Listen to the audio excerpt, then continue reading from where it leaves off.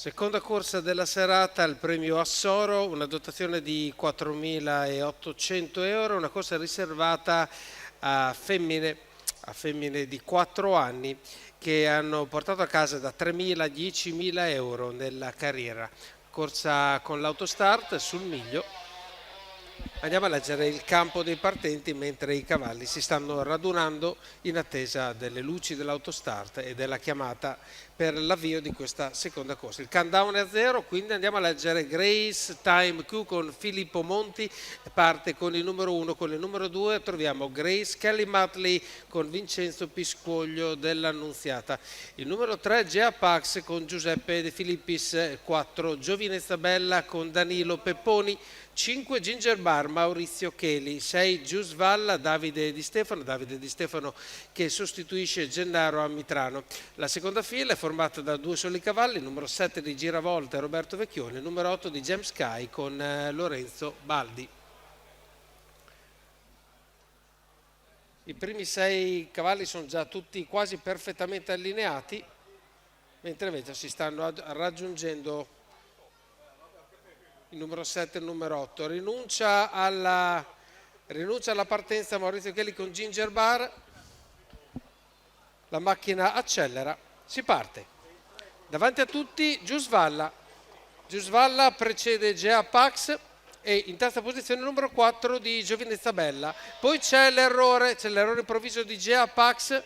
Dopo un piccolo numero 3 Gea Pax squalificato, che viene anche squalificata, quindi rimane appunto davanti Giusval con Davide Di Stefano a questo punto, senza più l'essere seguita dall'allieva di Giuseppe De Filippis, e quindi il gruppo adesso si ricompatta, si rallenta, abbiamo un 15-2 di parziale, poi adesso andiamo a completare i 400 metri che sono in 31,9 in ampio rallentamento, abbiamo quasi 17 per la retta delle scuderie.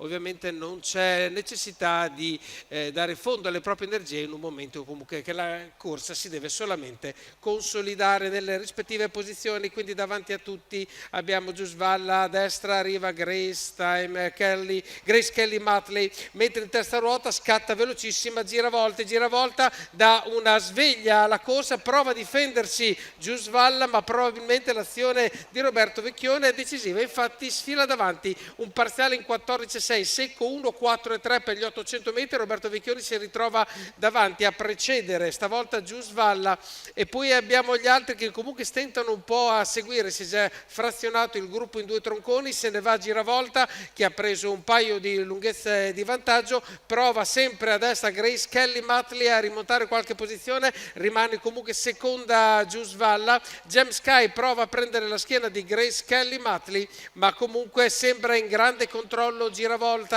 che a metà della curva sbaglia all'improvviso Giusvalla, numero 6 Giusvalla squalificato, e quindi rimane veramente numero da sola 4 Giravolta, Giovinezza è stata Bella anche squalificata Giovinezza Bella, quindi entra da sola in retta d'arrivo Giravolta con Roberto Vecchione, una corsa a eliminazione ma Giravolta l'ha vinta con questo speed ai 600 finali e Roberto Vecchione porta a casa Giravolta, secondo posto probabilmente per Grace Kelly Matley che si difende dal finish forse un po' tardivo di James Sky per la seconda posizione, 29,3, 1,16,3 il ragguaglio chilometrico, 2,6,7 per i 1660 metri del percorso.